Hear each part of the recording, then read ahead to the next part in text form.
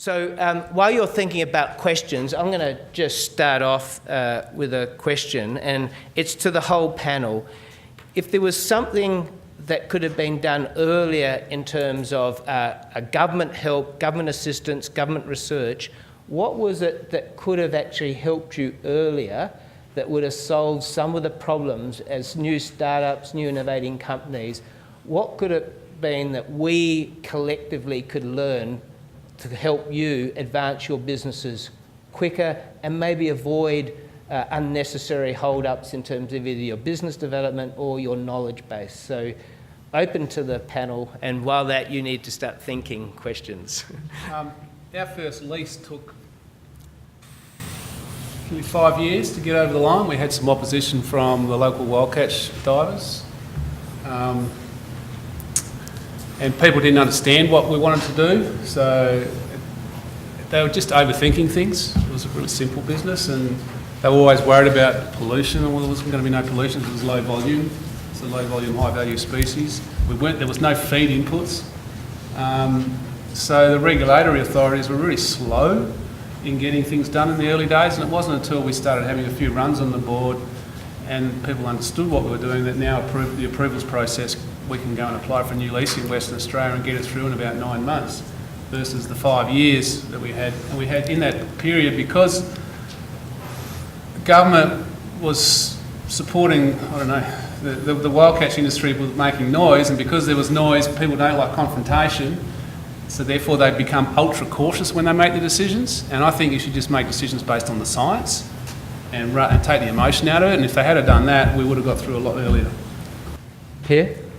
I think there's a lot of good ideas out there and a lot of wacky ideas out there, and that's part of the challenge is for anybody, private or public investment, picking the winners.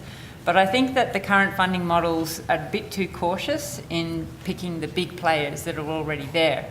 And that means that Australia's not very good at risk taking, and if you fail, that's a really bad thing in Australia. But in my eyes, the 50 failures we've done have led to our success, and so it's going to be hard for government to pick the winners at the early stages. And as a person, telling the world 10 years ago that seaweed's going to make it big and people laughing at you, I understand there's a whole lot of other ideas next to me that are also saying the same things.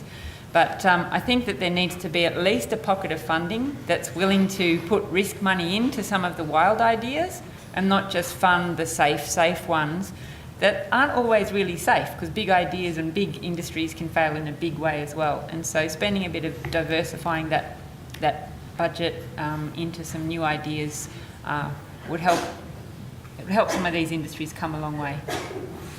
Roger?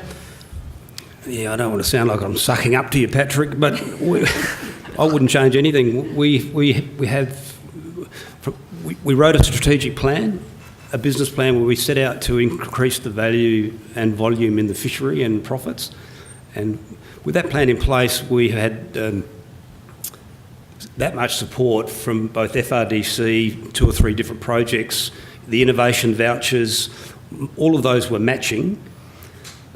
The MAP pilot machine was a $75,000 investment that the state government of South Australia tipped the whole lot in. It was a grant, and as a bunch of small operators, I don't think any one of them, when their turnover is somewhere between 100,000 and 200,000 a year, I don't think a single one of them would have tipped in the 75.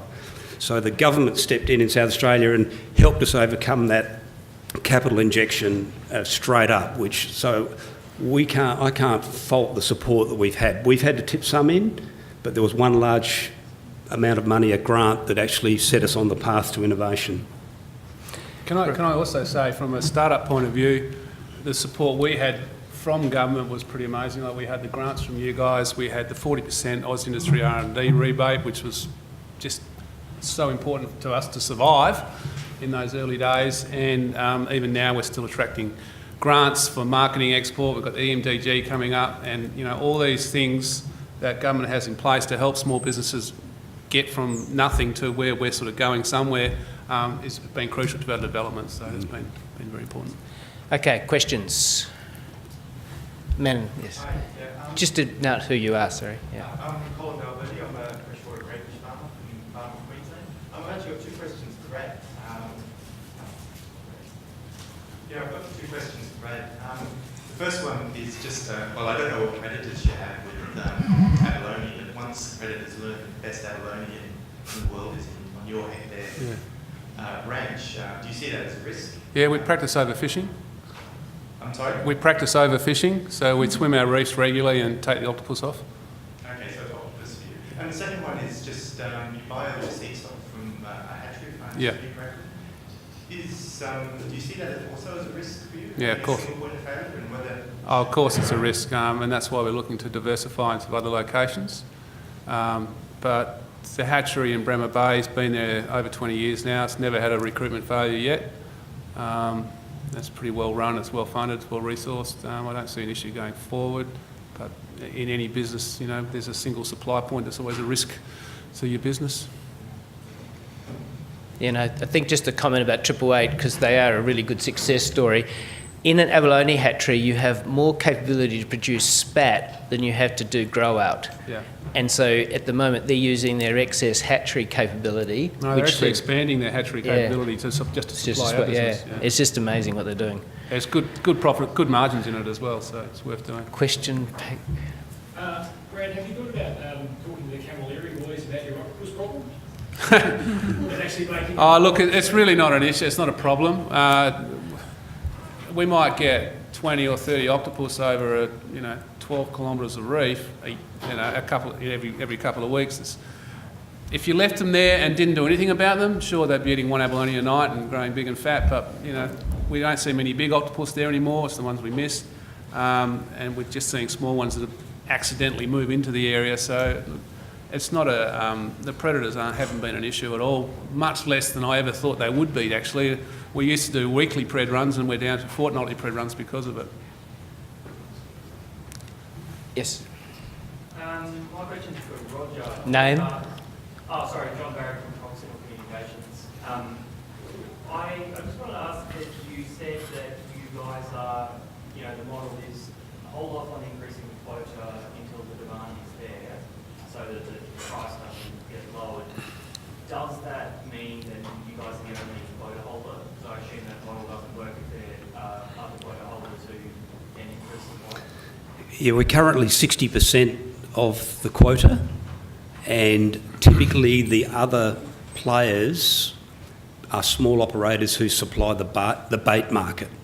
So we're focusing on the food market, and we have a national marketing team in Blue Harvest who are working on getting into the high-end restaurants like Etika.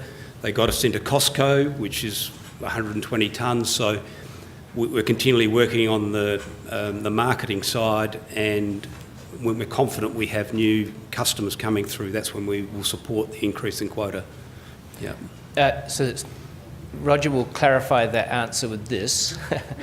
When they set the quota at 500 tonnes, all quota owners have to adhere to the 500 tonnes. So Roger's quite right. When the scientist says 600 and then at the harvest strategy meeting they make the decision for 500, the catch is set to 500 tonnes for all operators. And it's by agreement. And it's this, the harvest strategy sets out a discussion where all the owners, whether they're bait, etc., agree to a number. And so we do this with Western rock lobster. There's quite a few fisheries where the biological catch is much higher than the agreed, what we call the economic yield catch. Yeah, that's true. So it's a very important, and this is a very big change that's happening in a lot of our fisheries around the country. Ideally, we would have the other 40% as part of the company, and we've invited them, and for whatever reason they aren't, but our objective is for the majority of, a higher percentage of the volume to be coming through the factory. But that's a longer game plan. Yeah, it's the same as in Western rock lobster now. They don't go fishing below a certain price point. Price gets to $60, boys stop fishing. Wait for the market price to pick up. It's that maximum economic yield that fisheries need to concentrate on going forward, rather than production. Any other questions? Yes. Answer from Westpac. Just a question in terms of how do you think about the balance of international markets versus domestic market, given that obviously seafood industry is one of the probably the most impacted industries by import.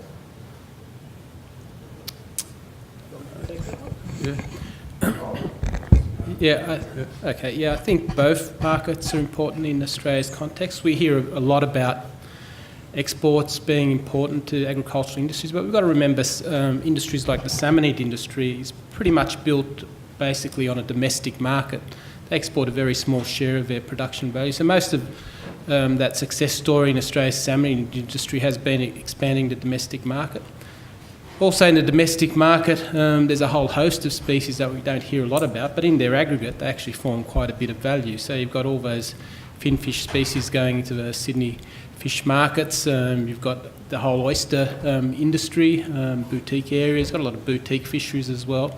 So there's all that. So I think there's potential on both sides, and in many ways, sometimes there's actually a preference for the domestic market over the export market. When prices are good. So I think both markets are important in Australia's context because we do produce a surplus, so we've got to get the surplus out. And so there's niche products where we get a higher demand overseas. For example, rock lobster, you're bound to get a higher price overseas in the local market, but the opposite is true for some other commodities as well. It's a very important question, and one I think we don't have enough data to answer 100%. But it's quite clear that in the domestic market with 75% imported product, and that's also a very large volume, that the Australian industry is very much dependent on one of the biggest innovations they're now doing, which is branded product. If you went back 20 years, it would have been very hard to convince an Australian customer to buy on quality or brand. But now we're seeing with things like Glacier 51, Coffin Bay oysters, all the brands, and also a significant shift in what we'd call the chef effect, where chefs are bringing through, what we call the rockstar products, and that's now flowing through. And you saw Roger talking about his pippies, getting that rockstar effect. That's changing the view of a customer about that elasticity between an imported product and a domestic product. We used to be tightly coupled to any product that came in. Now the gap is broadening. Unfortunately, while we talk about it, we still don't have enough data to actually provide, explicit economic forecasting of it.